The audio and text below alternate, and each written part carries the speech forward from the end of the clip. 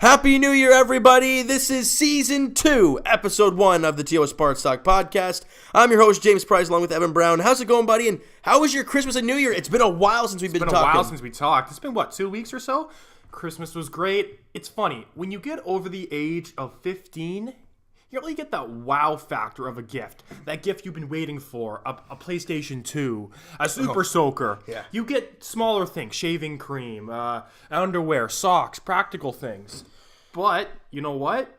I hate shopping for those things anyway, so it's good that I got them. Well, because when you get older like this, you don't really make a list. People ask you, what do you want for Christmas? You know, back in the day when you're kids, you write the list for Santa Claus, you write that whole deal out. Now you're like, I don't know, just give me something. And like you said, you get all the practical stuff. And that was the same with me. I mean, you get a few things, you're like, that's pretty cool. That's awesome. Yeah, exactly. But no wow factor. And I think I can speak for everybody here on the podcast. That's right, we do have a guest here. We'll get to him in a second. We were all together for New Year's, and let's just say... We don't really recall half of it, but... that makes it into a great time, and the videos were flying that night. Snapchat was going off, so let's just leave it at... You know that's a good way to start 2019, though. Well, remember, this podcast is PG, so let's not get into the details. No, we are not. We're just saying it was a good time. It was a great night. Hope you guys had a great Christmas and New Year's and got everything you wanted.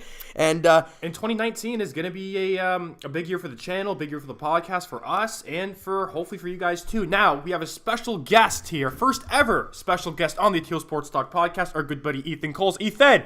How's it going, my man? Doing well. How are you? Good. All right, man. So, how was your Christmas? I mean, like we talked about ours. I'm assuming it was the same deal for you. You're not 15, so yeah, it was pretty good. Just had dinner with family. Didn't really get much like you guys. Just had all the necessities and stuff. But overall, it was a pretty good Christmas, I guess. That's good. And New Year's, well, I think we can all attest to that. We were all together New Year's. Yeah, New Year's is okay, I guess. It's okay. Yeah, okay, I guess, because you know what that means, people. You know what that means. Yeah. So let's jump right into it. We're going to jump right into this hockey. Leafs. We're going to jump right into the Leafs. And there hasn't actually been a lot of games. You know, they had that long holiday break, right? Yeah, and then they had one game. What was that? New Year's Eve? It was a couple... It was Christmas Eve. It was on last Saturday. It was Detroit was the last game we played, and that was on the No, then they lost to the Islanders. Yeah, exactly. The last game was the Islanders. Right. And then they lost... Then they 5 days later... or whatever it was, they play against the Islanders. They lose 4-0, and then they're out for another 3 or 4 days. So it hasn't been a lot going on for the Leafs in the past couple weeks. So in the last podcast, we were facing it was the Rangers in we were talking Detroit. about Florida, New Rangers, and Detroit. We were wondering what can they do heading into Christmas break. Could they get 6 out of 6? And we were saying, yeah, it's definitely there. I said it's so definitely, they could. It's definitely doable. And what did they do? They took all 6. And that's exactly what you wanted to do going into the break. Now, ideally, that game against the Islanders wasn't so pretty. But you know what? Out of 6 games you played, you won, 5 of them? Yeah. I mean, look, when you win 5 or 6 games in a row, especially in a hockey season, that's big. Especially with the crunch time in playoffs, guys. Playoffs are 3 months away? Yeah, it's crazy. We're not even halfway through the year yet. So let's talk about Garrett Sparks. Sorry, anything that you want to jump in quickly? Also with the Leafs too, like as well as they're doing right now, they're not even firing on all cylinders. Like Willie has them up to par, as well as like Freddie's not even playing. Sparks has been playing most of the games, but Sparks hasn't looked too bad. But y'all know who's the better goalie. Freddie's obviously the better goalie right now. But I think I can see a lot of potential with Sparks down the road. Okay, so let's just talk about Sparks quickly. Thank you for getting into that. Because I think that's the first part of the topic. First off, Frederik Andersen will not play tomorrow. In their next game against the Minnesota Wild. So let's step back for a sec. Garrett Sparks played 2 games back-to-back. Right. First game, it was against Columbus, which he didn't look... The thing is about Garrett Sparks, he's squirmy, and he's out of his net a lot, like his crease a lot. He played good, but he got lucky. A lot. There was quite a few posts. I wasn't a huge fan of him, but you know what? He got the win, 4-1 win. Columbus just couldn't hit the net, and they hit a bunch of posts. And then you go to the next game on the second night of a back-to-back. Was it against Detroit, wasn't it? Islanders. No, didn't they play the Islanders? The back-to-back was the Columbus and the Islanders. It was the Islanders. That's was it? Right. Yeah, that was 4-0 game. Yeah. And then, obviously, that game didn't go so well. But you can't really blame him a whole lot, right? And we've noticed with this Leafs team, even last year and the year before, when they get outshot, they win games. When they don't get outshot and they crush a team offensively, they find a way to lose that game. But the thing with the Leafs is that, like, the Leafs, it seems like every game they play, they get outshot by, 10 or 15. But the thing with the Leafs is that they convert on their chances. Whenever Marner and Tavares on the ice, they pass to each other. It's beautiful. It's they create plays for each other. And I just feel like the teams that are out shooting us, they're just shooting generically at the goalies and stuff. But mind you, Freddie's still in a few games for us this year. But. Oh yeah. And the fact is that when we are getting outshot, Freddie's in net. When we're getting outshot and Garrett Sparks is in net, not the greatest situation. So those 2 games Garrett Sparks was in, didn't like the first one. He played okay. He played average. He didn't steal the show. Columbus was on. They looked good. They look good. The Leafs Columbus looked like they outplayed Toronto. Actually, I thought Columbus was. They kind of ideally look. The Leafs converted on their chances ideally, and Columbus did not. That was really the story of that game. And you look at you flip back to when the Leafs lost in Tampa Bay. They played really well, didn't convert on the chances, and Tampa did, and they lost. That's just the way. That's the way hockey works. The way sports works. Exactly. Even. It's the way she blows, and if you win 5 straight and you lose a stinker, I'm okay with that. That's why I'm not in the video. I wasn't angry about the Islanders beating the Leafs because their fans though must be so ecstatic. Oh yeah. That it wasn't Johnny T's return to. The Coliseum. Right. Well, it's not the Coliseum anymore. They're Long Island. They're playing in the Coliseum. Are they playing in the Coliseum? Okay, well, I think whatever. they switched back for some Return to New York. But it was the first time them meeting too. So they had the last laugh, obviously. But they're quite still salty. I saw a couple of them on Twitter being like, "Oh, I want Matt Martin to kill John Tavares out there. Just hit him so hard." Look, I don't know why people get so mad at John Tavares. He spent, 10 years, 8 to 10 years with that organization, and what did he get? Gar Snow gave him nothing. What did he have to work with? And the fact that he wanted to go to a team where he can contend for a championship for years and years and years, and you're complaining about it? Look, if he had a Mitch Marner beside him constantly in New York, he probably would still be there. But he never did. No, exactly. And the fact is that he gave the Islanders ample opportunity to give him wingers. That's why he never asked for a trade deadline. Right. He didn't want to screw over the organization. Yep. He was so patient with them. Gar Snow gave him nothing, drafted Barzal, which was kind of lucky in that sense. But I don't really feel bad for Islander fans, too.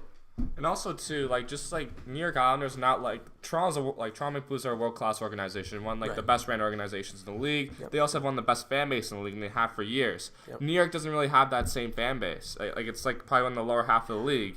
As well, they didn't have a proper arena situation too. The Nassau Coliseum is very old, and when they moved to Barclays Center, it wasn't even meant to be. It was made for basketball. It was made for basketball. And I think they're back at the Coliseum now, aren't they? Yeah, well, they play a few games there every so often, but the overall management, the organization of the team is very poor, and I could see why John Tavares didn't want to have to travel all throughout New York just to play hockey games. Exactly. And the fact is that I don't care how many cups they won in the 80s. That's the 80s, right? You don't hear the Leafs gloating about the 67s. You really don't. Well, that was the last time we did win it, so I know, a little bit, yeah. but None of us were born then. Yeah, that's true. No, we were born in 1996. Yeah, a little bit different, 30 years. Oh my God. No, but just moving forward, we face Minnesota tomorrow night. A 2 p.m. start. 2 p.m. What kind of hockey games start at 2 p.m.? I think it has to do with sick kids or something. It might be. I'm assuming it does. I think so. I don't know if it says on that. I'm gonna try and find it here if we can. But it was quite funny today. Someone tweeted the Leafs practice lines today. Paul Hendricks. Everything looked fine, but the backup goalie, if you want, it was quite. Look, bottom line, when you think of the Leafs and you think about their goalie, their goaltending depth, obviously we know that situation and more or less lack of goalie depth. And them acquiring Michael Hutchinson. Michael Hutchinson from the Florida Panthers. For a fifth, which I think was a bit too high, but you got goaltending depth you didn't have. So you have Kaskasuo, you have Hutchison, obviously Sparks Anderson. Those two aren't good.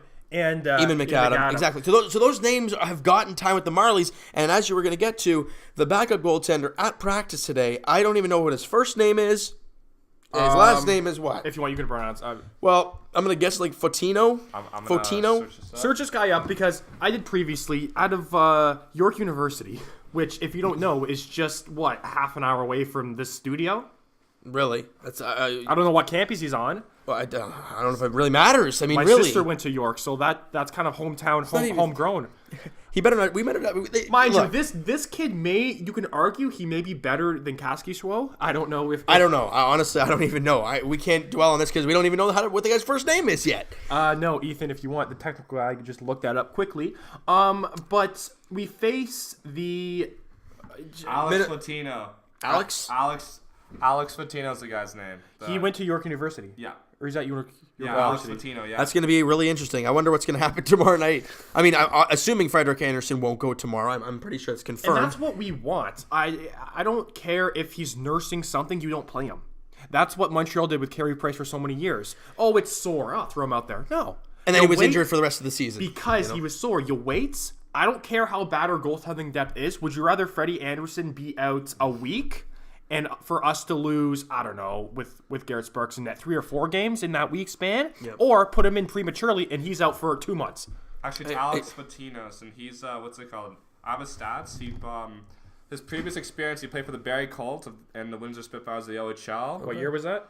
He played with the Barrie Colts from 2011 to 2013, from the Windsor Spitfires from 2014 to 2015, and what's it called? With York University this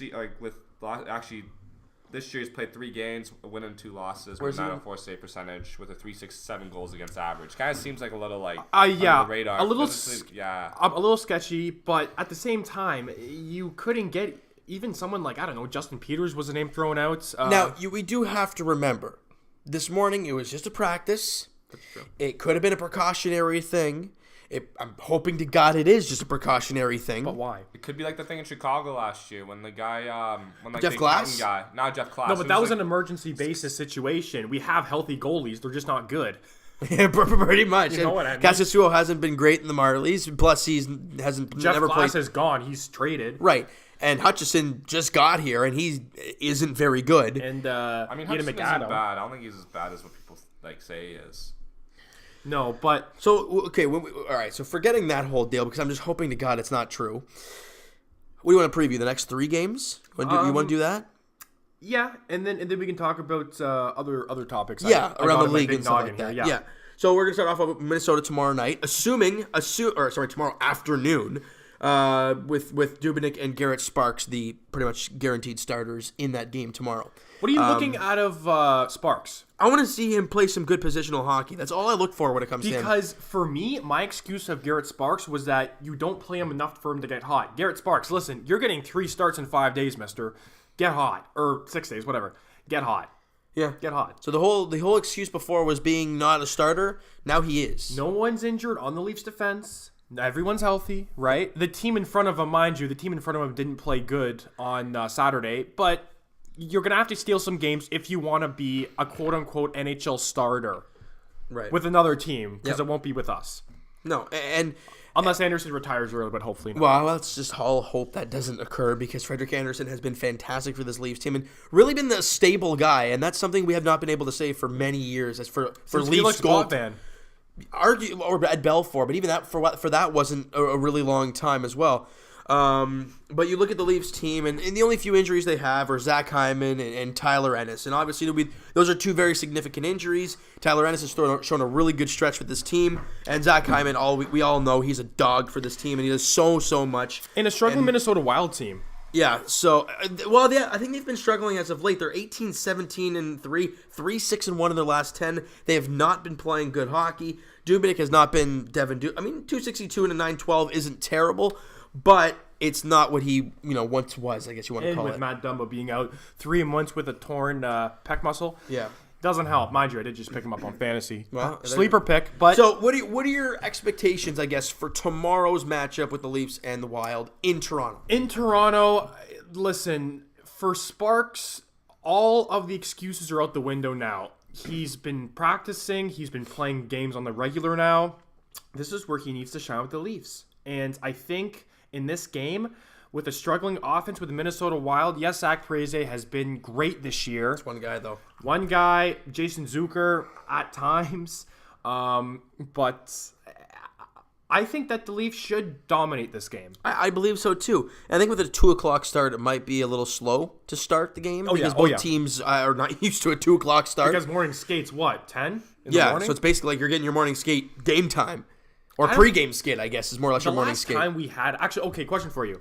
When was the last time in the ACC that we had a game at this time? Because I know the Winter Classic is a Winter Classic. That's usually around noon. Yeah. But in the ACC, I don't even remember any. Until last year, because last year they played the Hurricanes for like it was during like a school day thing that Toronto Maple Leafs hosted. Oh, you know what? That's Yeah. when Mitch Marner was. I remember that game like it was yesterday. Had the That was the jerseys and Arrows stuff. jerseys, weren't they? Yeah, like the old Toronto jerseys. Yeah. Arenas, sorry, not Arrows, They're Arenas. playing Carolina. Right. It Yes. was like in November last year. You got that. I remember that. I don't know why I remember this so specifically. Mitch Marner was ice cold until that game. I think he scores a hat trick in that game or something. Yeah, and yeah. it gets him It was like going. 7-1. It was a whomping. Yeah, they killed them. Thanks for that, Ethan. Thank you very much, the insider. Even the insider. And so we talked about the Wild game. The next game after that is Saturday, Hockey Night in Canada. The Leafs welcome in the Vancouver Canucks. Now, Vancouver is a very interesting team, and I think They're a very fun team. They are. They're all or nothing, really. They're a 500 team, 19-19-4. They've played great hockey lately, 6-3-1 in their last 10 games. Obviously, with the emergence of Elias Pettersson and Brock Besser. We shouldn't say emergence. You knew he was going to be good, but I don't think this good. No, that's what I mean, emergence, because Right, you don't yeah. expect him to be like all-star caliber the way Both he. terrific players, both like on and off the ice, especially Brock Besser. Yeah, Besser, Yeah, because great didn't you personality. watch a documentary you were telling me? Yeah, there was the other day there was a documentary on Building Brock on Sportsnet, and it talked about how Brock Besser grew up and stuff, and how he was at North Dakota. Great guy all around, and Vancouver should be lucky to have him. Like, he took a girl with a disability to prom. Like, That's awesome. That's That's awesome. that's Like, awesome. that guy's a champ. That's good. That's And just you know, as like being a good person, making someone's day. You know what? I have a lot of respect for that guy. now That's good. A lot of respect. the question mark for the Canucks is always, since Luongo and Schneider left, it's always been goaltending. That's always been their issue. Jacob Markstrom has not been consistent this year They whatsoever. traded away a goaltender today. Did you hear the trade? Andres Nielsen. Anders Nielsen got traded, to the Senators. Who So also I'm had not sure- goalie issues. Yeah, so I don't know what's going on with Vancouver over there in net. I don't know if they still try. They're trying their darndest to believe in Jacob Markstrom now at 28 years old. Really haven't found anything consistent out of him. 281 6 and 10. He's not bad. Yeah, 281 goals against and a 910 save percentage. Yeah, it's it's- mediocre. It's nothing crazy. And with Garrett Sparks expecting to start there, and until we hear anything new about Frederik Andersen, we're going to assume Sparks is going to play. Because I don't want anybody else playing. Because if the backup goalie in freaking practice this morning is the guy that's going to be in place of him, That'd be unbelievable if he actually started. I'd rather Sparks play the back-to-backs. I think we can both agree on that. Or even Michael Hutchison. Why isn't he up on the Leafs right now? Yeah, I I don't guess know. you needed him for Marley's depth. You need somebody down there because you I mean, just. you can recruit from the ECHL, though. I don't know why they're not digging into the ECHL. Isn't that where Eamon McAdam is? No, Even he's on the McAdam's in the Marlies. A. Well, okay, now since we got Hutchinson, I think now he's down Right, the right. ECHL for the Solar Bears. Why So- don't they put Platino on like the ECHL team? I don't understand where the Leafs are going with this, but I guess it's like he's Again, it is woefully a close. it is a practice, in the morning practice. So tomorrow morning, as in the morning practice before, I don't know, would the morning practice be like 8 a.m. that day or something like It would that? have to be They may not do earlier. They may not do like a morning skate that game. They might just go straight to the game or that'd something. be- Do the pregame warm up. That'd be It interesting. would probably be early. I don't think Mike Babcock would skip a morning skate before a game. Then I guess all us Leaf fans got to keep an eye to see who's the backup goaltender tomorrow. And if, Especially being off since Saturday. yeah, exactly. So I'm intrigued. But what are your expectations for this game against the Canucks on Again, Saturday? a game you should be now, mind you. I don't know if Sparks is going to start this game because of Anderson. Assuming he does. Assuming Sparks does or Anderson. Assuming Sparks does, because if Anderson plays, I think it gives us more of a chance to I don't win. have a good feeling about this game. I'm not going to lie because Vancouver has deadly offense. I don't care about their goalie. They are 17th in the league in goals. They're a fun team to watch, but another team you should beat. But if Garrett Sparks is in there, it all depends how Garrett Sparks feels in this game. If he pulls off a great win against the Wild, then possibly. But going into the Vancouver game, it's very important for Sparks to get his mojo going because it's right now, tomorrow. It's going to be tough for him against Minnesota after that whomping on So Saturday. now, okay. So what, I expect what do you to- think? You expect to win? I expect to win too, Ethan. You expect to win or yeah? Okay, we all expect to win. Let's move on to the next game Monday. I'll actually be at that game. Actually, I just realized Really? this. The Leafs are at home, obviously, taking on the Nashville Predators, and it says Anderson's the expected starter, but I mean that can change at any point in time. This is two powerhouse teams. I don't know if anyone's injured on Nashville that's of significance. Kyle Turris, yeah. Cal Turson. Philip Forsberg. Oh, Forsberg. So both guys are out So right now. a bit of a offensive issue, but at the same time, you still have Johansson. You still have Arvidsson. Oh, he's actually back now. Nick Venino, Kevin Fiala. Ryan Hartman's been good for them. Honestly, other than that, we know what You know they it's are. goaltending and defense, and Right. it's always been like They're that. the best top 4 in the league by far. There's nobody. With really that's Ekholm, even Ellis, close. Yossi, and Subban. Well, I wouldn't say by far, but pretty damn good. They're a really good top 4. You can arguably say San Jose. I is wouldn't a be pretty surprised good if you top lose 4. this game, honestly, but you have to go in with an open. It's going to be tough. I think the Leafs could pull out the victory, plus being at home, and if Frederik Andersen is in net, I think that gives this team a chance too. I think they come out with the win again.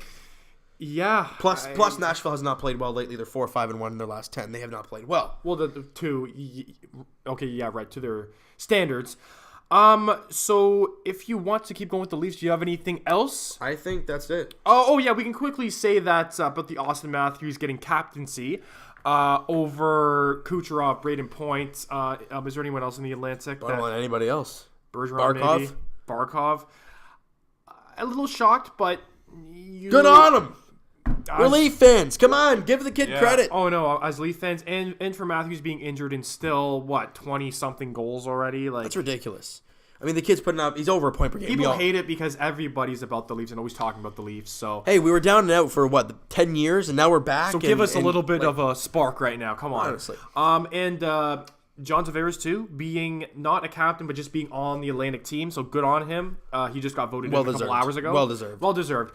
So let's move on to the Dallas Stars. What of the Dallas Stars? Can we say with the All-Star game real quick? And Alex Ovechkin is actually going to skip the All-Star game for the first time in his career. Oh, so he's pulling a Crosby.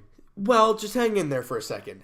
You got to remember what this guy has gone through. First things first, he's older than Crosby. He's 33. He has never missed some in his younger years, right? Crosby had barely ever been to some in his younger years when you're expected to go, when you're expected to put on the show. When Alex Ovechkin at 33 years of age nothing else to just prove. won a cup, so he played till June. He's playing. I don't know if he missed a game all this year And mind yet. you, he went out on like a 3-month bender. Right? Yeah, he was pretty much playing till the preseason Playing? with the alcohol. Dude. Oh, playing with the Oh alcohol. my God! It was the summer of Ovi. We So all he's remember missing it first time, but he has nothing else to It's prove. He already well-deserved won for his. him. Yeah. I mean, my God, that guy has gone through everything. He has put on a show every single year.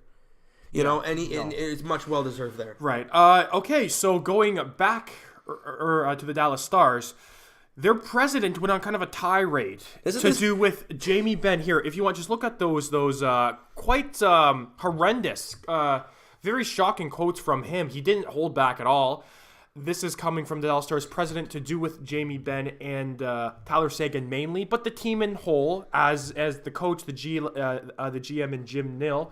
I don't Google it. I'm just trying to pick up the article here, dude.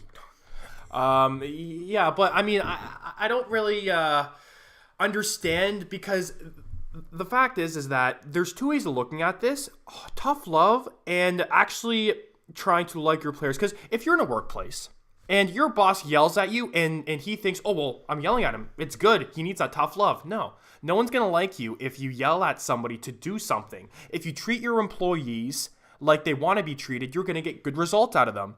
What's Jamie Benn and Tyler Seguin thinking right now? Oh, yeah, we're definitely going to try harder for this franchise. No. I mean, mind you, they're hockey players. When they got questioned about this situation, they were cool about it. They gave hockey player type answers. But are you still trying to find it, James? Yeah, I am here. I kind of want to keep going here. Yeah, Ethan, go ahead. No, but this whole situation, it's different if you say this behind closed doors. Say if the president walks down and Tyler Begg and Exactly. It should have been dealt internally, but to publicly humiliate your players, saying it to live to cameras. A reporter. Yeah, to a reporter. The Athletic. There's no excuse for that. You'll never see Babs do that about Nylander. You'll never see anybody. Yeah, that's just low life on Jim Light himself. I just don't think that was the right call to do. Oh yeah, exactly. I completely agree with you. It should have been, because this stuff happens more than often behind closed doors, I would imagine. Look at the Ottawa Senators Uber video. They're pissed off with their coach, but they said behind closed doors and say why they were pissed. They thought they were behind closed doors. Yeah, but realistically though, that happens on every single team. You're gonna have what's it called? People not agree with everything you do. or people are gonna get pissed off with things you do. But the thing is, like, you have to handle that internally in a more professional way. You can't just publicly say it to like a bunch of cameras. Oh, exactly. And Effing horseshit. And Basically, exactly what they said. That's exactly what they and said. every star player goes through this stretch of not performing up to expectations. It happens. It's normal. Line, no owner opens their mouth and says that their 2 star players, the only guys that have driven this team for years and years and years, have been terrible. You don't say that. No. You don't come out to the media and say it to a newspaper. I can understand. You can say it to guys inside the rooms, but you don't come out to the media and because spew he was it out. tired of it. But this isn't going to do anything for the team at all. It's going to do nothing but terrible for that Stars team. No. It's And the thing is, like, with those guys too, Sagan and Ben, they're still some of the best players in the NHL right now. Like, they set the example for the rest of the team. But like, if their owners bash on them, they're gonna be like, "Oh, screw playing for this guy." Like, they're gonna falter, and the rest of the team's gonna falter. Like, it doesn't work. Like, this is not how you like. No, I know. So it's a very touchy situation. Here's the quote. Finally, for me, it's pissed me off. What nobody says. Okay, this is the Dallas Stars president. Yeah. Okay, correct. Okay, go. What nobody says is what is completely obvious to me. We are getting terrible play from our top 2 players. We are a stars-driven league, and our stars aren't getting it done. These guys are not good enough. They're not good enough for me. They're not good enough for the owner. For the owner. So it's all about him. And you know why he's saying this? Because he thinks that the team's paying them too much money and not producing. Well, listen. Okay, go on, James. Go on. This is Jamie Benn's comments to that. Okay. I don't play for him. I play for every player in this room and the coaching staff. I come to the rink and, like I said, I'm proud to be a Dallas Star and proud to go out there every night and battle with these guys in games. I've really put my teammates first. I think knowing there's a situation within the organization, I try to keep it within the organization and deal with it face to face. And that is the way. Jamie Benn saying that is exactly the way it should have been done, but it was not done like that at all. And it was way out of line. Oh, and honestly, yeah. And, like, part of me wants Jamie Benn and Sagan just to be like, F this. I'm not playing for this team anymore instead of the entire season because of this asshole. Excuse my language, but it's true. Yeah. And do you want to hear Sagan's comments, or does it really matter? One sec. Okay. But that wouldn't be fair to the fans, the GM. Well, mind you, the GM's track record was not that good in Dallas, but whatever. This is the same thing with John Tavares being on the Islanders. If you don't put any players, any half-decent elite players with your star players on your team, you're not going to get results. What other forwards are playing with these 2? No one. Spezza? No. Nichushkin? No. That's it. They also have cap problems in Dallas, too, with Spezza and Ben taking up like 20%. Well, Ben is Ben, but Spezza is a lot of money there. It's a lot of money. Bottom line is they don't have anyone else to be playing with them, so how in the heck can they produce to their fullest? So you want to get to the comments about Tyler go Sagan? He was a little bit less fired, I guess. Surprising. And it's really, you think of Tyler Sagan as more of a fiery guy, well, but maybe back in his box. He says this. A little bit of a surprise there, I guess in one aspect, because I obviously didn't know how he felt. So it came as a bit of a surprise, but I said it yesterday in practice that I understand I need to be better. Jamie understands that he needs to be better, and we need to lead this team to be better. I think our organization needs to be better. I think everyone is frustrated the last couple of years, and it kind of came on us. So he's not taking it as hard. He's taking it as motivation. Or he's just saying this to the media so he looks good, which I wouldn't blame him. No. I wouldn't blame him at all. Yeah, even if you had the most, mild-tempered attitude ever, you would still be so mad at this. Oh, yeah. The owner is not, the president, whoever, is not taking any blame on himself. He's just throwing it to the GM, which I do agree with, and his star players, which I don't agree with at all. They're going through a tough stretch. They have no one else to play with. They have an okay goalie in Ben Bishop. They have an okay defense core. I think Roman Polak is playing in their top 2, in their top 4 right now, which that just speaks for itself. Their defense is well below average, I'd say. Yeah, exactly. Well below average. Exactly. And they don't have any offense. Their offense is terrible. It's not good. It's not good. The last thing I think we're going to touch on when it comes to hockey. Well, second last thing, You World were Juniors. Yeah, right. You were talking about Carey Price earlier and dealing with injuries with Frederick Anderson, right? That whole spiel. So, a report comes out that Carey Price has been dealing with an injury for the last 7 weeks. This is, I'm sorry, Habs fans, but this is typical Montreal attitude. If your goalie is sore, especially a goalie that you're paying $10 million, if he's sore, keep him out. Don't play him. Even if it's not anything broken or nothing fractured, if it's sore, keep him out. Do not play him. Especially with Carey Price, he has a history with like injuries like this all the time.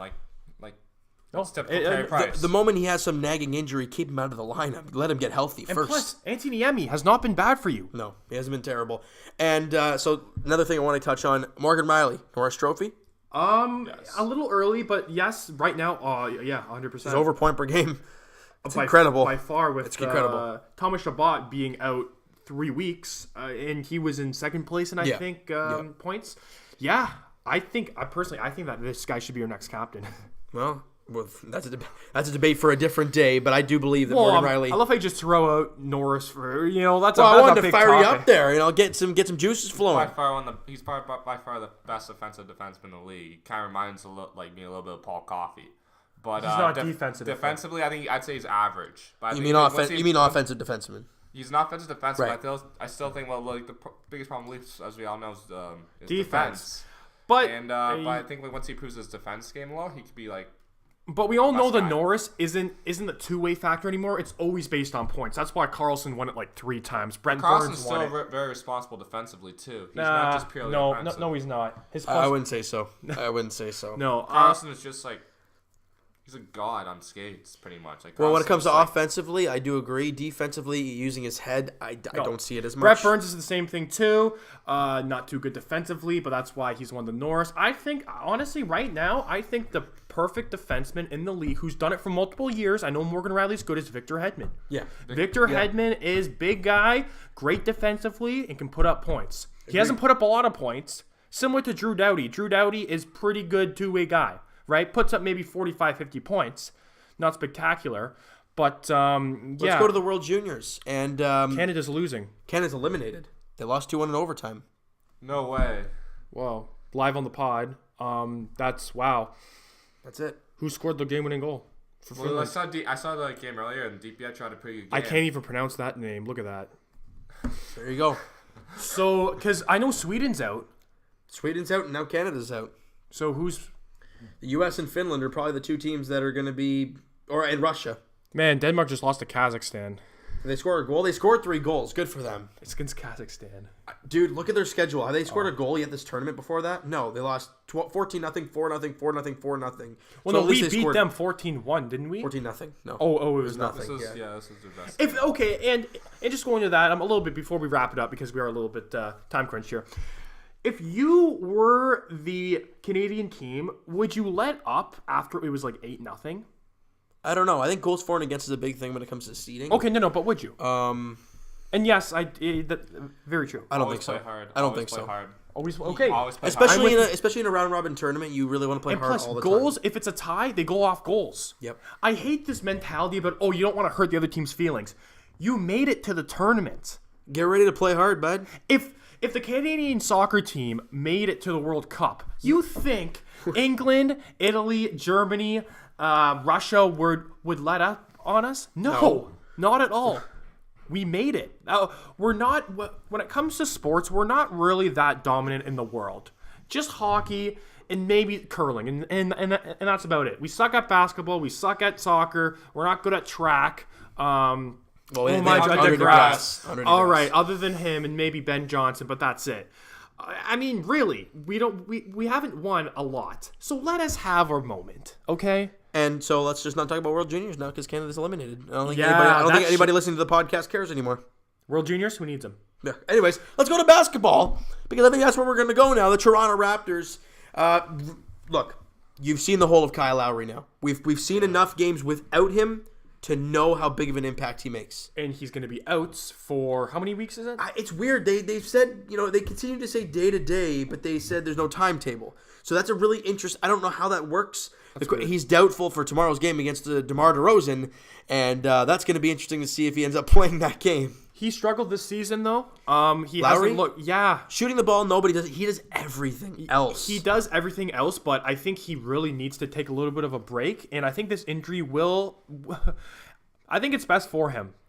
I think it's best for him at this point. Just take a little bit of a rest, a breather. I know we need him on this team. I'm not saying we don't, but hasn't looked the same this season as previous ones. To be honest, I thought he's looked better. That's my personal thought. More streaky this year. Can you agree with me on that? Yeah, I'm being honest here. Kyle Lowry doesn't even look like he's happy in Toronto. Like, it kind of looks like he's like. Well, he just lost DeMar DeRozan, so we all knew he was going to feel a little bit iffy about that. But I think this year hasn't looked. I mean, it's hard to get a gist. It's like saying, is Kawhi Leonard happy? I mean, like, we don't know. There's been interviews like with Kyle Lowry saying like he's having like problems with Masai Ujiri and even like the coaching staff. Like it doesn't seem like he like wants to be in Toronto anymore. Like he just. Well, seems maybe out of it. that's the case. As fans, we have no idea. We have no idea. I don't even know what his contract situation looks like. He's done at the end of next year, if I'm not mistaken. So he has a year and a half, pretty much. Yeah.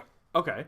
And it all depends if Kawhi Leonard resigns with us. I think, honest to goodness, I think the way if Kawhi Leonard signs, he wants a detailed like how the Leafs got a John Tavares, like, oh, so this is what our plan is. This is how we're going to do. I think that's going to be the same thing with Kawhi Leonard. So with Kyle Lowry being 34, 35 years old at the end of that contract, what's your plan? I think you let him go because I do agree with Ethan. I don't think those two are meshing really well. I think they've been great when they're on the floor together. Yes, but I don't really know if this is going to keep up. Kyle Lowry, like you said, he's turning 34. There's other free agents out there because the Raptors right now are someone that can sign a star in free agency if we get rid of Kyle Lowry. 100%. Kawhi's the guy. He needs another wingman. Someone Kawhi younger. also needs to resign. But I'm just saying, if he resigns, he needs another wingman. And guys, if he doesn't resign, it's not the end of the world. Well, it'd be a slap in the face of Toronto fans. Well, yeah, obviously. And if he doesn't, this team is 7-1, 7-2 without him. They're not bad without him. Mind you, I'm just in a small sample size, but it's not the end of the world. And you got to remember, without Kawhi Leonard, that is with Kyle Lowry. So we can't exclude the fact that without Kawhi Leonard against Golden State, you beat them in Golden State. But I think that the last thing this team needs is to re-sign a 34-year-old Lowry to a 4-year deal. Oh, I don't think they'd do that. I don't think they'd give him a 4-year. I think, if anything, you'd probably give him a 1-year deal at that point. Well, like you say, he's performing well. He wants, I don't think a max deal, but it wouldn't surprise me, high money, long-term. He's still performing, isn't he? I think it all depends on what's happening at the end of that contract. If he has a great end to the season, or he's injured all next year, or whatever the case may be, that all rides on how he plays. And if he wants to get paid, he's got to play, and he's got to do it well. And any player at that age, besides your LeBrons and Kobe's, any franchise guy, any even elite guy at that age, you really kind of start seeing, Yeah. The thing about Kyle Lowry, though, that I've loved to see from this year is that he's taking charges at a ridiculous rate. He's obviously leading the league in charges. When he got injured, I think he was leading the league in assists per game. He was dealing. He was doing fantastic. He was making everybody better along the floor. He was getting everybody wide open looks. And the problem was he wasn't shooting enough. And then right before his injury, he was shooting more. He was making his shots. And yeah, the assist numbers were maybe a little bit lower, but he was looking good. And then the fact that he goes down, it sucks. And we all got to remember, we can't keep thinking, oh, Lowry just doesn't like Kawhi Leonard, doesn't like the situation. He missed DeMar DeRozan, that's the reason he's not playing. We also got to remember, April, May, and June are the times you want Kyle Lowry around. So why would you want to play him now? Yeah. Like that game against Philly, no one thought he should have played it. Nick Nurse thought he shouldn't have played it. Probably Lowry now thinks he shouldn't have played it, but he did, and now we're paying the consequences. Yeah, we are, and I think that's why Nick Nurse is resting Kawhi on a daily, every other back-to-back game because he wants him to be healthy, but I still don't really agree with it in that sense. Honestly, I think now that the new year is kicking in and we're almost halfway through the season, I think we're going to start seeing some back-to-backs for Kawhi Leonard. I really believe this is going to start happening shortly. I don't know what the next back-to-back looks like. Actually, let me see here. It's in Milwaukee and then home against Indiana. That would be interesting. That's actually this upcoming weekend. Yeah. Friday and Saturday. Saturday, Sunday. Mind you, I don't think he will, but because of being, Nick Nurse. Why would he stop now? And plus, the Raptors are playing good without him. Yeah. Right. So, okay. So last podcast, we were. I don't even know how many games we played. 3. Orlando. Like No. Okay. It was before 4 Christmas, games. so It was 4 games. So Miami, Orlando, and then we faced Chicago, which was a stinker, but we won it, and then Utah. So we went. what 3-1. 3-1. Yeah. We barely beat Miami, but Miami's always looked at as a scrappy team, and they actually are just getting back waiters. So Oh, is he coming back now? Yeah, he's okay. coming I back mean, now. he was a very big impact player for that team back when they made their playoff runs and everything. He was a really, really good player. yeah, for he is. that team. I'm happy with that. We're still first by. Oh no, I'm sorry. Milwaukee has actually surged to the first spot there. Yeah, I saw it coming. Now you can see their schedule being very easy lately. I mean, where are we here? They faced New York twice in the back-to-backs. Sorry, not a back-to-back. You played them twice. Then you got Brooklyn at home. Then you have Detroit at home. Then you have Atlanta at home. And then the Raptors come to town. Yeah. I mean, I wasn't really expecting this. Again, Boston, I'm still so shocked at. Philly looks about right. Indiana. The Boston Celtics are 6 games over 500. They're 21-15, almost halfway through the year. I know. We always talk about this. I know. I'm shocked as I've you are. expected them to come back up by now, but it doesn't look like it's happening. I still think it will. I don't think Indiana's going to keep up that at all. And look at that. We got the Detroit Pistons in 8th place. So let's do what we did with the Leafs for the Raptors, previewing the next 3 games and going from there around the league. 3 games is when the next pod is, right? I Wednesday. would assume so. No, We don't really know the schedule at this point. there but is 3 games. The Raptors have a big layoff actually after that Indiana game. So the next 3 games, obviously in San Antonio, taking on the Spurs. Big return. Facing is that DeMar. home, Well, I guess return for Kawhi Leonard to San Antonio, which is how it should be the first time they face each other. Right. Spurs, right. and DeMar DeRozan facing his former team. And Oh, yeah. look, I don't think it'll be the same for him just for the fact of he's not in front of the Raptor crowd, but he will be facing. He'll be facing Serge Ibaka. He'll be facing Siakam. He'll be facing all. Well, if he plays, if he plays, right, correct. if him and JV were playing, I think it might have been different for DeRozan. But the fact that they might not, well, JV won't play. He's still like 3 or 4 weeks away. This is but obviously the first time we faced, and we faced the Western Conference teams twice. I would think. yeah, Golden State twice, Minnesota twice. Well, no, I think we faced every Western Conference team twice. No, sorry. I mean already this year. Oh. So if you want, when's the next time we face the Spurs? It's late February. It's like February 22nd, I think it is the time he comes to Toronto for the first time. But what are your expectations, though, tomorrow? I mean, the Raptors came off that really good victory against Utah where Siakam and Kawhi Leonard fire up career high in points. Kawhi with 45 and Siakam at 28 and 10. It's definitely going to be an emotional time. Well, not really an emotional, I should say. It's going to be really emotional for Raptor fans watching on TV and San Antonio Spurs fans.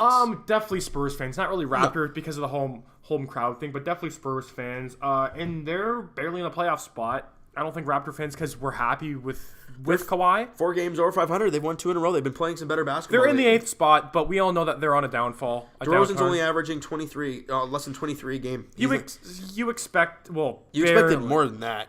Nah, for DeRozan? He's more around the 25 range. That's what he's used to being. Okay, but roughly he's...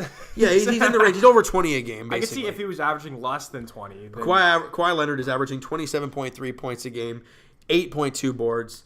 I mean, he's been an incredible player for the team. Now, what are your expectations, though, for tomorrow's game? They're coming into the game hot. They're at home, obviously. The return of Kawhi Leonard is going to be a big emotional time in San Antonio.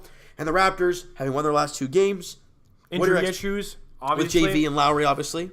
What are your expectations tomorrow? It's going to be a struggle because these last 4 games, all of them have been close except for the Orlando game. And it was the opposite. The Raptors got absolutely smashed. I know, exactly. Yeah. I think it's going to be a close one. You know what? I think DeMar might come in and bite us in the rear end. I think that the Raptors are going to win just because of the fact I think that DeMar might try to do too much. I think it might be. Well, you could say the same thing for Kawhi, especially being at home. He doesn't show emotion ever. Yeah, no, but he's going to go out there and he's going to play his game. In his mind, will there be? Oh wow, I'm back in San Antonio. You can say the same thing about DeRozan. You can say the same thing about DeRozan. But Maybe he's DeRozan's just been going to play his emotional. game. You saw what happened when the trade happened. Oh, no. You didn't hear anything from Kawhi. Really? About him not playing in Toronto? Oh, we God. heard that. We heard rumors. We never heard quotes. We never heard him talk. You never heard any of that crap. You heard it from DeRozan, quotes and videos about him saying, Yeah. just a bunch of It's talking. going to be a good game. I think that the Spurs might, especially being at home, and San Antonio, I know they're not a great team, but they still have great fans, great fan base. I think it's going to be a close one, but I think San Antonio is going to come out on top. And that's just me, especially with Lowry being out, JV obviously being out too. Yes, Pascal's been great, but I think that the Spurs might take this one. Because in the last couple games, I wasn't really impressed. We won a stinker against Chicago. We got blown out. That was terrible, but to see the Raptors in that Utah game shoot 55% from the field. But Kawhi Leonard, 45 points. That's unbelievable. Right, and then you had 28 for Siakam, 14 for Norman Powell, and he has revitalized himself to me.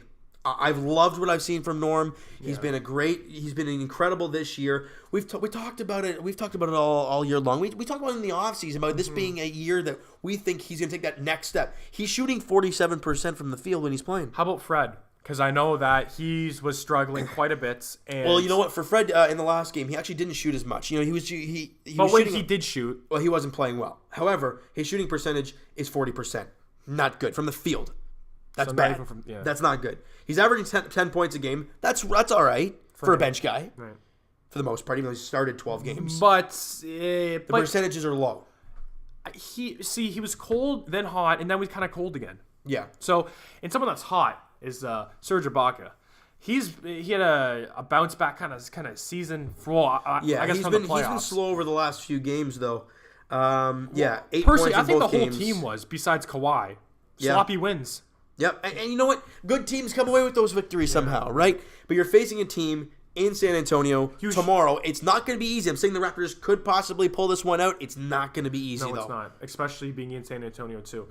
The next one. You wanna do that? You wanna keep going? Yeah, sure. Yeah. They don't play till Saturday, where they're in Milwaukee. Tough. And 8:30 tip-off no there. Lowry. I don't think he's going to be playing this game. Well, obviously no JV. So Brook Lopez is going to have some time down there.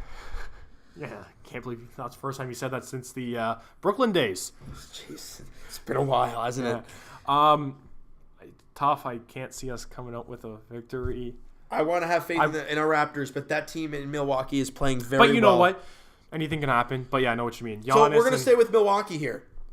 MVP candidates: Giannis Antetokounmpo, Kawhi Leonard. I'm going to start that. What do you think? Yeah, obviously you said MVP. You got to throw Durant. I think right now, I think it's got to be those three: Durant, Kawhi, and Giannis. Okay, there you go. But right now, I think it's going to be Durant. You think it's to be around? It's close though. You? Without being Raptors biased, even though you're wearing. Oh the hat no, no. right You know now. what? No, Giannis is a freak, and the nickname the Greek Freak suits him very, very nicely. But I think right now, I'm not talking career-wise. Right now, I think Kevin Durant is the best player in the world right now. Better than LeBron. Right now. Wow. Career-wise, okay, obviously that's different. But right now, as this moment, I think it's Kevin Durant. Why do you say that? I think it's because, I mean, his attitude speaks for itself. He's an extremely confident guy, which could lead him into trouble. But you look at his stats over the past... I mean, you can argue James Harden, but his defense has always been iffy. I think as an all-around player, it's Durant. And yes, we all know LeBron this, LeBron that. Yes, LeBron is up there too, but I think right now it's Kevin Durant. He's got that assassin's mentality that I think Kobe has, and I don't really think that LeBron has that. Okay, well then I'll leave that there. Leave it there. So your expectation for Saturday against Milwaukee? You think they're going to lose? I love my team, but I think so too. I think so. Now next up is the back-to-back. You're at home against Indiana, and I know you keep saying, "Oh, Indiana's no good. They're no good. They're 25-12. They're right near Toronto." I'm not saying they're not good. I can see them falling back a bit. I'm not saying they're going not the a good opposite team. way. They've won 5 in a row. Dude, we're not even halfway done this season. I still think Indiana. You got to remember, this is the team that pushed Cleveland to 7 games last year. What happened? Doesn't matter if they pushed them; they still lost. I don't think anybody expected them to push them to 7 games. And 2 years ago, the same. I don't think Victor Oladipo was on the team when we faced them. That was Paul George. Was on the team back then. Oh, so it was Paul George. Okay, so same kind of core. We beat them, right? I still think that, mind you, whoever they play, it's going to be tough. I still think that they're going to fall back a bit. They're going to be in the 5th or 4th spot, but I think they're going to be a first-round team, maybe second. That's just me. So your expectations for Sunday against Indiana? I think they're going to win. But Depends if Kawhi plays, and he probably won't. So sure, the back-to-back, we don't know what's going to happen there. If he's going to play the first night against Milwaukee or if he's going to play I don't know. Toronto. Anything can happen. I think that out of the... You know what? To be honest with you, against the Spurs, I'm going to take it back. We're going to win that. We're going to lose against the Bucks, and we're going to win barely against the Pacers. But it's going to be all three tight games. Because the Pacers, I don't want to be a Pacers hater, an Indiana hater, but I just don't look at their team and being like, now that is a team in the East you got to really worry about. No, I just don't. I worry about Philly more than them. I worry about Boston in the playoffs way more than Indiana. Victor Oladipo. All right, Miles Turner. Okay, not bad. Yeah. You know what I mean? There's lots of question marks. Really. Lots of question marks. And it's something that came right now into my mind. John Wall is out for the season with surgery. Now, I think, because we talked about this before, I think now is the time you got to go on a retool. Not really a rebuild. I think you move Bradley Beal. I think so, too. You keep John Wall for next year. Shut him down for this year. You're not going to get anything for him right now because he's injured for the rest of the season. You will get for something. Okay, let me reword that thing. You're not going to get the same package you would if he was healthy this year. Obviously you not. You won't, so you don't move him now. No. You move Bradley Beal. He's healthy. He's a cocky son of a bee, but he's a damn good player. Yes, and I think that the Washington Wizards need to be on a retool, not a full-out rebuild, just a retool. They have the parts. They just need a big man. They need a big man and maybe a power forward, other than because Otto Porter, he's a power forward, right? Porter? I'm assuming he is, yeah. He's a bit scrawny. He can't really get inside. Sure, he's a good shooter. He's injured too. Oh, well, that doesn't help either. Dwight Howard's been obviously out for the whole year with a glute injury. So I think the Wizards need to retool, fire management, do whatever you can, but keep your core players. But Bradley Beal, I do agree with you. Now is the time. Washington Wizards aren't going to make the playoffs. Look, he's averaging 24 a game almost. He's 25 years old. I'm assuming contract-wise he's going to be coming up very shortly.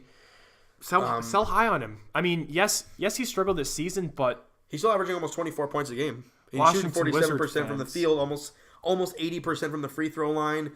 He's a good player. He's doing better than DeMar DeRozan. However, he is a very cocky player, and the question that occurs, he wants to be the guy. There's always been that thing of him and John Wall butting heads because they want to be the guy. And the difference between that and that the Toronto Raptors have right now, Lowry knows that he's not, quote-unquote, the guy because Kawhi Leonard is the face of this franchise. For now, agreed. And who's going to battle Kawhi for that spot? Nobody right now. Maybe Lowry, but he's probably just sitting back like, I want to do my thing. Those two butt heads when it comes to Beal and Wall. Right. I do agree with you, but there's many rebuilding teams that can fork out the sun and the moon for this guy, and I would too. So if you had to pick a team, I don't know if you have any idea here. Go to the standings here. Let me just say quickly. You definitely East, so no one really in the playoffs. Brooklyn, they have D'Lo. No, I could see a team like maybe Cleveland giving up. Who's the guy that they just drafted? Colin Sexton? That's possibly. Why would Cleveland do that? Well, why would the Wizards trade him to the East? So I think all Eastern Conference teams are out right now. No contending team. Maybe the Rockets? They've come back to form, but really, who could they give up? They got no young guys. That's the thing. Washington wants to get younger, I would imagine. Sacramento is a team. Memphis is a team. Utah, not really. Just keep going down here. The Utah Jazz have not been good this year. Donovan Mitchell has not been the same. No, he hasn't. It's that sophomore slump. I still think points per game wise, he's still doing well. But I mean, look at those field goal percentages and the 3-point shot. Oh no, it's not good. He's just taking a lot. Not good at all. But yeah, going back to Bradley Beal, I think a team like either Memphis or Sacramento could pay, especially Sacramento, could pay the sun and the moon for this guy. So, last thing, do you think Toronto has any spot for Bradley Beal? Good question.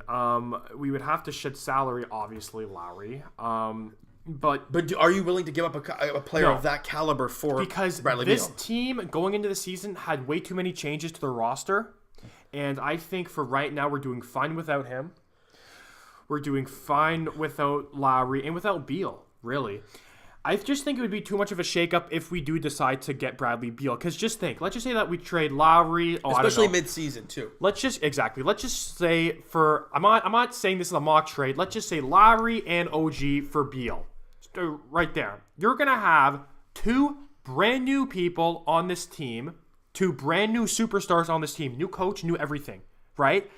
Like you said, he was cocky. I wouldn't mind it, but I'm going to say no. Even if it was for those 2 people, even if you traded Lowry, I think Lowry needs just 1 more or maybe even 2 before his contract's up. Big playoff run. He deserves it. He's a good player. So why trade him? Exactly. So I wouldn't move a guy like that. I mean, I think if you're going to trade for a guy like Bradley Beal, I think OG is the person you start with. I think that's the starting block for the trade. You start with him. But then you run that risk, right? If Kawhi leaves, who's that small forward? You just traded away, OG Anunoby. Who's going to be that starter? And there's lots more questions. So, I mean, this Raptor team is in a really delicate situation. Delicate in a good way, because you don't want to change up too much because it's just working so well right now. Right. And if you change up too much, sure, you look better on paper with Beal, but you really, it doesn't really make sense to me right now, but I wouldn't be opposed to it. Okay, so let's just switch to the Jays and Blue Jays. Troy Tulowitzki's been signed. Let's just get out of the way. Troy Tulowitzki has been signed with the New York Yankees for a 1-year deal, I think. Yeah, 1-year deal, like $550,000. Not a whole lot going on there. And to be totally honest, I'm kind of shocked that he got a contract. A lot of people. I am shocked for the fact that a guy that has been injured for 1.5 years even got a deal. Now, ideally, the name Troy Tulowitzki and the track record of his past has been good, but we have seen with the Blue Jays over the past few years, his numbers had started to decline fast. They want to compete with the Red Sox, and this is why they're doing this. And Machado's not out of the question. Harper's not out of the question. I could see one of those guys still going to the Yankees, and I think it's going to be Manny. But they're trying to compete with the Red Sox because right now the Red Sox are the team to beat, obviously. In the American League and in the MLB, for that matter. Yeah, Ethan, you just woke up from a nap. You got anything to say? Because I know you don't like basketball or watch it. Yeah, no. What's your opinion on this? On the Tulowitzki, well, I knew he was gonna get a deal somewhere, but it's kind of like sad that we're paying someone $20 million to play against us. Especially I know he's hurt, and I understand that like the Jays are definitely going through a huge rebuild with like Lawrence Gurriel and Bo Bichette and all those guys coming up, but it's still kind of sad. But I think it's like with Tulo, if we kept him on the Jays, he could have provided leadership to those young guys, But I don't even think he wanted to be here as a leadership guy. He seemed to be like, I'm a shortstop. Yeah. Anybody better than me, then they can play, and I'll go home. Otherwise, no. So like, fuck him. So exactly. But like also too, I can't see like Machado or Harper going to the why not Yankees. I just don't like what's it called. I just don't see it. I see like either one of them either sign back with the Dodgers, or I see Machado going back to the Dodgers and Harper even going to the Nationals, because there's been reports saying that Harper's been with a lot of Nationals officials and stuff. Who's got the most money in the league? Who's getting paid the most? No, who has the most payroll in the league? Red Sox. Probably Red Sox. Red Sox, then Yankees are second. All right. I think the Dodgers are second, aren't they?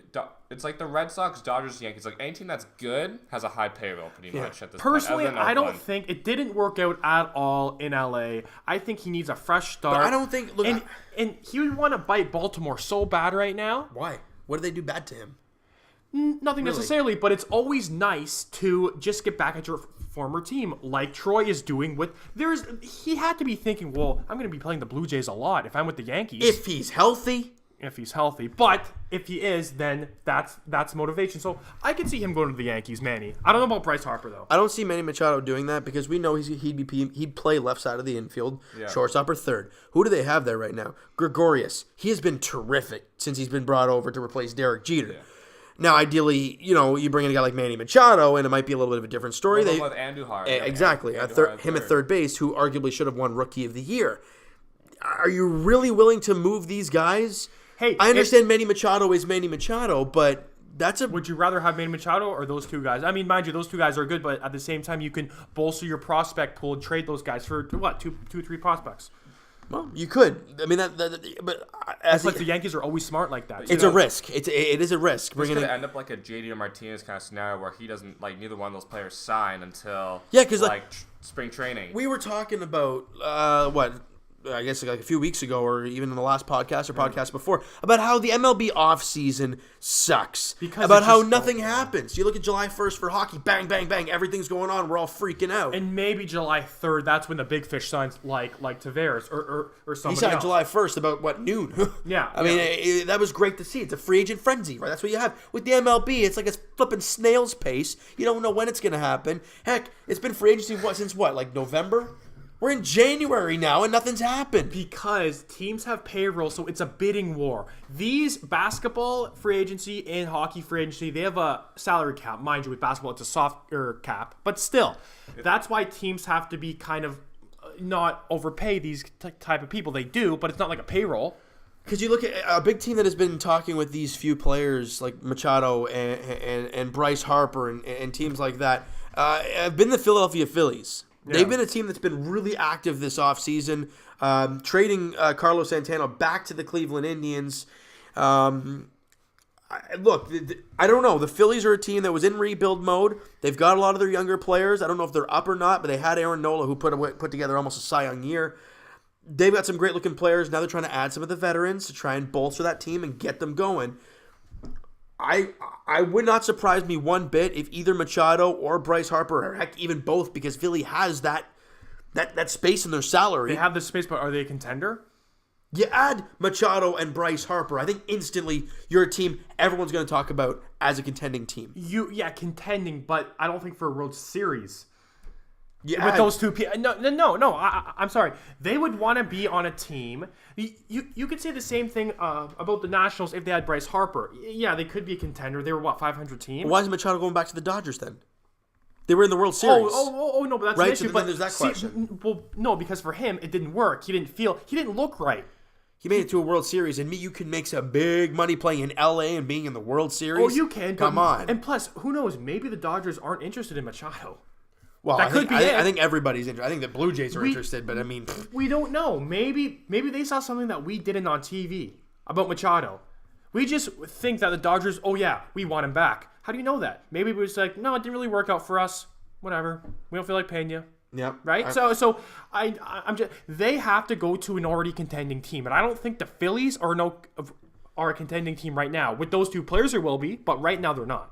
Right? Yeah, and now let's kind of like do kind of like a little bit of a turn here back to the Blue Jays. And Ethan, I'm assuming you saw this there earlier today about the Blue Jays and Marcus Stroman. All offseason we've been hearing about, Marcus Stroman and Aaron Sanchez could be traded and all that kind of stuff. Well, today the likelihood of that happening is starting to decrease, and as we all expected it should have been, because the asking price for the Jays probably was crazy high. And yet... And no one's going to ask for that because they had a terrible year. Honestly, I wouldn't trade either one of them, too. Like, I just think with both Stroman and Sanchez, I believe that those are two guys who can actually, like, they're two still very young pitchers. They're only like 25, 26 years old. Yeah. Those guys, I think you can build a team around. Like, in terms of your pitching, I think they can be, like, guys that can build a team around. They just haven't been healthy. Like, Sanchez hasn't been really that healthy in the last 2 years. Since his ERA title. Yeah, since his ERA title. And then, like, Stroman has had injury problems as well, like, on and off. Like, I still think, like, you should hold on to those guys. And they can definitely be, like integral parts. And also think that, like, they both provide a bit of leadership. Like, I understand Stroman has a bit of an arrogant personality, but I still think he's a leader. I love the way he is. I love the way Marcus Stroman is. On Twitter? Yeah. No. We get that you're short. Twitter. Yes, you said attitude. Well, I Marcus Stroman. I think in the dressing room, I think he portrays himself in kind of like he thinks everyone's against him because he's so short. We understand that you're the first. I love the guy that has the energy. I love it. I love when he brings having the energy is one thing, but having that mentality, thinking that everyone's against you. Well, how do we know that? How do we know that? Height doesn't measure hard as a thing. You look on Twitter. Look it on Twitter and be like, we understand that you're 5'9" and usually pitchers have to be 6 foot or taller. We know that. We understand that. But just what he's like on social media, honestly, I love him, but I think he needs to chill a little bit on Twitter, but that's just my opinion, right? But he obviously won't because that's who he is. Oh, no, exactly, but I don't really like that about him, but... He's a presence. Bottom line, he's a presence. Yes. You need a presence in your locker room. If Stroman and Sanchez are healthy and consistent, we've seen what they can do. You saw what Stroman did 2 years ago. Yeah. He had an ERA of just over 3. He had a half decent record on a team who was under 500, and then the year before Sanchez won the ERA title. When those two guys are healthy and good, they are some of the top pitchers in the game. But I think you can agree with me on this too. This year, I think it's their last year to prove it. Well, I think Stroman isn't a consistent. If I'm They're not both mistaken, heavily consistent. if I'm not mistaken, I think after this year is their final year before free agency. So perfect. If they don't perform So- this year, you can look to trade them at the trade deadline, or you can look them to trade next offseason. And also, too, it's gonna be a couple of years before the Jays are gonna even contend again. Mind you, like Vlad Guerrero and Bo Bichette should be coming up by May. at least the end, like May or May, June, yeah. if not next year. So there's a lot of like the Jays have the future looks bright. The future definitely looks bright, but it's gonna be a while before this team really takes off. It's like that year with the Leafs where we brought up, this was in mid-February, when we brought up Nylander. Hyman, Nylander, and Kapanen. And Connor Brown as well. And Connor Brown. It's like that. You start off when you keep those guys down in the minors, and halfway through the year, that's when you see them. Yeah, you give them like a little taste and see what it's like to actually be a pro and be a Exactly. big leaguer. And then when the next year comes in 2020, Then they're full-time. yeah, then they hit the ground running. I agree. Now, the last thing we want to say is people got upset at me in the comments that I didn't upload videos about these two players, but they were on one-year deals at no contracts. That's why I didn't end up doing So it. it's a podcast talk. Basically, the Blue Jays signed left-handed pitcher Clayton Richard to a one-year deal. I mean, Clayton Richard had an ERA of 5.5. Who's mad at you for not doing this? Oh, I don't know, just people. That kind of thing. 5.33 ERA. He pitched 158 innings, so he's going to be a guy that's just going to eat up innings for this team, like Yeah, a but just Gavilia watch was this last guy year. just get like injured like half of the year, just like any other like 1 year signing. It might end up, Jays. On one. it might end up being like a Jaime Garcia deal. I wave him at like halfway through the year. Oh, yeah, and they signed Shoemaker too. Yeah, I'm intrigued about this, eh? 32-year-old has had some injury issues. Wasn't However, he good at one point? when he wasn't injured, he had been very good. He needs a razor. Yeah, he definitely does. That beard is incredible. If it was Lou Lamoriello, oh my god, it'd be gone in an a field instant. day. But 32 years old, again, probably another guy who's going to eat up some innings. 1 year deal at $3.5 million. Nothing crazy. Throws up a good year. Trading the deadline for high because he's a starting pitcher. So, again, those are the only two signings there, and I think we're going to run on to the podcast questions. Oh yeah, the what about that podcast. Eddie trade? Did you guys touch up on the Edwin Encarnacion trade? He Oh, got yeah. traded to the He Rays. got traded to the Mariners. Yeah, we talked about that. No, got traded in to the the Mariners, last. but he also got traded to the Rays. He got traded to the Rays, I I believe. think there was discussions for that. I don't think No, it actually I think went it down. happened, yeah. Really? Yeah, he got traded to the Rays. I'm pretty sure. Why wouldn't you? Here, just go to the Rays team, dude. Yeah, I'm just going to go to the Rays here. I'm just to see if our insider is correct, to see if Edwin's on their roster. If he Hashtag is. Ethan Cole's baseball insider. No, he's not Oh, on he's the not? roster. False information. Actually, well, let me just- that's Unverified. yeah, that's gonna be the last time you're gonna be on this podcast. Let me tell you. Let me tell you. Throw that. So I think now we're going to go to the podcast questions. Did you know that Jose Bautista actually retired? Good. Just kidding. Is that he Ethan actually- Cole's reporting that, or Did he actually? No, he did. No, he actually, didn't I retire. thought, no, there was a lot of talks going on in Tampa Bay, though.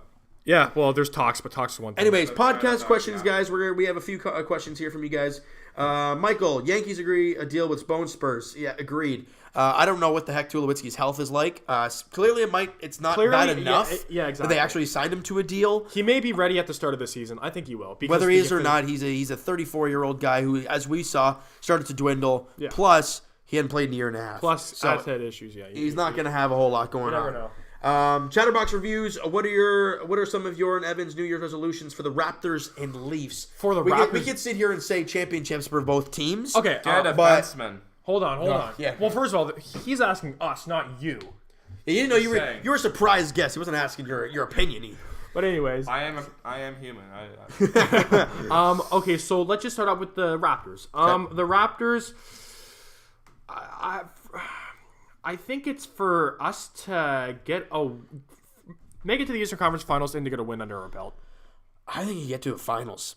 You have Kawhi Leonard.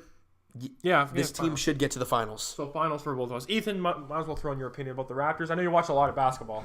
I'm All right, so we're How going about a scorching hot take in signing LeBron James in 2 years?